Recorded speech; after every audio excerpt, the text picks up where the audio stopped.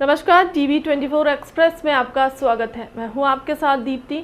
आइए शुरुआत करते हैं खास खबर के साथ। मकान बेचने के बाद पैसा नहीं मिले तो महिला ने जहर खाकर की आत्महत्या। देखे टीवी 24 एक्सप्रेस खबर बिहार के गया से, जहां शहर के एक बड़ी खबर सामने आई, जहां मकान बेचने के बाद भी पैसा नहीं मिला, लेकिन आरोपियों ने घर खाली करने के दबाव बनाने लगा। उक्त दबाव में महिला ने जहरीली दवा खाकर जब महिला की उल्टी होने लगी, तब परिजनों ने जयप्रकाश नारायण अस्पताल ले गया, जहां प्राथमिक उपचार कर बेहतर इलाज के लिए अनुग्रह नारायण मगध मेडिकल कॉलेज अस्पताल भेज दिया, जहां इलाज के क्रम में मौत हो गई। जब इस बात की जानकारी मिलते ही स्थानीय थाना को पुलिस मौके पर पहुंची और शव को अपने कब्जे में लेकर पोस्टमार्टम के लिए अस्पताल भेज दिया। फिलहाल पुलिस मामले की जांच में शुरू कर दी। मृतका की पहचान गया जी के विष्णुपद थाना क्षेत्र के नवगढ़ी मोहल्ले के रहने वाली श्याम नंदन प्रसाद की पत्नी निशा नंदन के रूप में हुई। मिली जानकारी के मुताबिक गया जी से शहर के नवडागढ़ी मोहल्ले के रहने वाले श्याम नंदन की पत्नी निशा नंदन ने जहरीले पदार्थ खाकर आत्महत्या कर ली। इस संबंध में मृतका के पति श्याम नंदन प्रसाद ने बताया कि नवाडगढ़ी मोहल्ले में रहती थी। पैसे की तंगी कारण अपना मकान 1,11,00,000 रुपए में रुपेश सिंह के माध्यम से वेतरनी तालाब के पास रहने वाले वैभव चंद्र सिंह नामक व्यक्ति के हाथों बेच दिया। दोनों आरोपी ने एडवांस के रूप में 55 लाख रुपए दिया। 1 साल के अंदर बाकी रुपए देने की बात कर मकान का रजिस्ट्री करवा लिया। कुछ दिन बीत गए, बाकी के पैसे की मांग करने लगे, लेकिन टाट मटोल करता रहा। आज अचानक वैभव चंदन सिंह और अन्य साथियों के साथ घर आए और जबरन मकान खाली करने की धमकी दी। इस दहशत में मेरी पत्नी निशा चंदन ने जहरीले पदार्थ खा ली। जब बेटा फ़ोन कर बताया कि मां की तबीयत बिगड़ा हुआ है, तो घर में उल्टी कर रही है, तो पत्नी को तबीयत खराब होने की जानकारी के बाद वह घर पहुंचे। उसके बाद शहर के जय प्रकाश नारायण अस्पताल ले गया, जहां चिकित्सक ने प्राथमिक उपचार कर बेहतर इलाज के लिए अनुग्रह नारायण मगध मेडिकल कॉलेज अस्पताल भेज दिया, जहां चिकित्सक ने उन्हें मृत घोषित कर दिया। पुलिस ने घटना की जानकारी मिलते ही मौके पर पहुंची और शव को अपने कब्जे में लेकर पोस्टमार्टम के लिए अस्पताल भेज दिया। साथ ही मामले की छानबीन में जुट गई। तब तक के लिए बने रहे टीवी 24 एक्सप्रेस पर। क्या सूचना मिली? सूचना हमको मिली जैसे जैसे घटना है तो हम आ गए। क्या घटना क्या हुई? यही हमको आत्महत्या है। क्या वजह क्या? जांच चल रहा है, जांच के बाद बताया जाएगा। जो पुलिस क्या कर रही है? जांच के बाद ही ना पता। पुलिस अपना कार्रवाई तो कर रही है, अब देख रही है। क्या मामला है? मामला है सर कि एक्चुअली हमने अपना ये प्रॉपर्टी जहाँ आप लोग खड़े हैं, इसको हम वैभव चंद्र सिंह और रुपेश सिंह माध्यम थे। वैभव सिंह ने खरीदा इस प्रॉपर्टी को। कहाँ रहने वाले थे लोग? ये सब किला धर्मशाला पश्चिम रोड। और रुपेश सिंह का घर है बैतरनी तालाब माणनपुर। इन लोग के हाथ में हमने भेज दिया। इन लोग ने एग्रीमेंट भी किया पहले, और इसके बाद फिर रजिस्ट्री भी 3 पार्ट में इन लोग करवाया।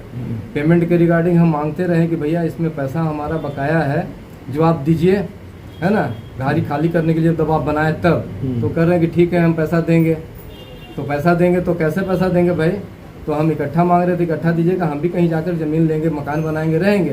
तो हम लोग पार्ट बाई पार्ट कह रहा था कि हम थोड़ा थोड़ा पैसा देंगे। तो हम कहा कि ठीक है, तो आप ऐसा कीजिए कि एक लिखित कर दीजिए एग्रीमेंट, ठीक है ना। एग्रीमेंट भी मैंने कहा, लेकिन उन्होंने एग्रीमेंट भी नहीं किया कि कर देंगे हम पैसा दे देंगे, है ना। एग्रीमेंट की क्या ज़रूरत है, पैसा लीजिएगा। हम हाँ पैसा हमको चाहिए, पैसा दीजिए, हम घर खाली कर देंगे। इसके बिहाफ में थोड़ा एक और पॉइंट है कि हम इस ज़मीन के बिहाफ में एक प्रॉपर्टी हमको दिए थे, वो था आपको सिकड़िया मोड़ फ्लैट। एग्रीमेंट हुआ, एग्रीमेंट वो भी सादा कागज़ पे करवाए। जैसा कि हमारा मती मारा गया था कि भरोसा करके उन लोगों पर मैंने ये भी कर दिया। तो उसमें भी सादा कागज़ पर 1100 रुपया ले करके बोला कि भैया इसमें आप एक बुकिंग करा लीजिए, आपका सबूत अच्छा होता है ना। आपको जो पैसा निकला है वो पैसा आप बैंक में रखने के लिए हम बोल रहे थे कि भैया RTGS कर दीजिए, बैंक में दे दीजिए। तो बोले कि काहे के लिए, बैंक कितना पैसा देगा, हम आपको इन्वेस्ट कर दीजिए, वहाँ एक बुकिंग करा लीजिए, फ्लैट सिकड़िया मोड़ अहिल्या नाग करके है, ठीक है। अब उसमें है कि हम मान गए सर, लोभ किसको नहीं होता है। थोड़ा देर के लिए वो कह दिया है ना कि 10 लाख रुपया हम आपको देंगे साल में, तो 10 लाख के बदला क्या 1 रुपया भी नहीं कहता है, आपकी पैसा लिखा हुआ था कि पैसा देंगे। हम ठीक है, वो नहीं लिखा हुआ था, जो मेरा मूलधन है वो तो आप लौटाइए। लेकिन उस पर भी टाल बेटाल करते करते 3 महीना बीत गया, जून जुलाई अगस्त। आज भी हम सुबह में वैभव सिंह के घर गए, कल भी कांटेक्ट कर रहे हैं, मेरे पास प्रमाण है ना, मैसेज छोड़ा है, लेकिन वो कोई रिप्लाई नहीं है। कितना पैसा आपको मिला है अभी तक? वो पैसा सर 1/11 में हमारा बकाया है 55 लाख रुपया।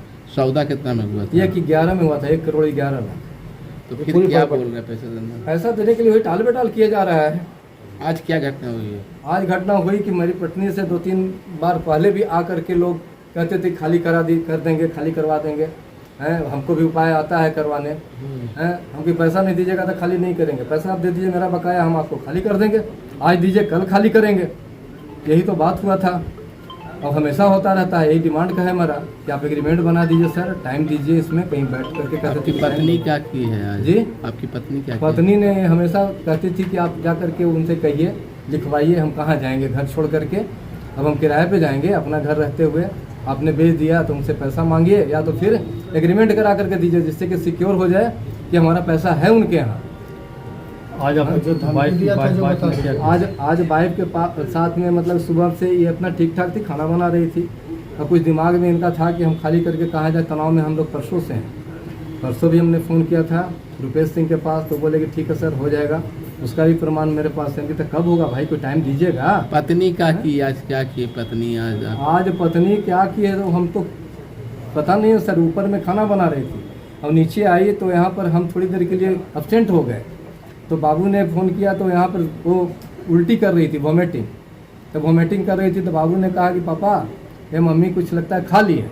हम क्या खाई है? वो हमेशा मतलब कि तुम अपना दवाई ववाई रखा रहता है तो खा ली, तो दवाई जैसा यहाँ पे कुछ गिरा, उनको हम उल्टी करवाया सर, और उल्टी पहले भी कि उंगली डाल करके मुँह में कि शायद कुछ खाई होगी तो बाहर आ जाएगा, लेकिन उसके बावजूद भी ये कह रही कि हमारा तबीयत मतलब कि अकबकाहट लग रहा है। तो टाइम टेकिंग हो रहा था, हम कि जल्दी से ले चले इनको हॉस्पिटल, पिलग्रीम हॉस्पिटल ले गए, हॉस्पिटल ले जाके एडमिट कराए। रास्ते में भी ये थोड़ा सा परेशान थी, बेचैनी टाइप का, वहाँ गए तो डॉक्टर लोग ने इलाज किया, उसके बाद कहा कि इनका सीरियस मामला है, आप मेडिकल लेकर जाइए।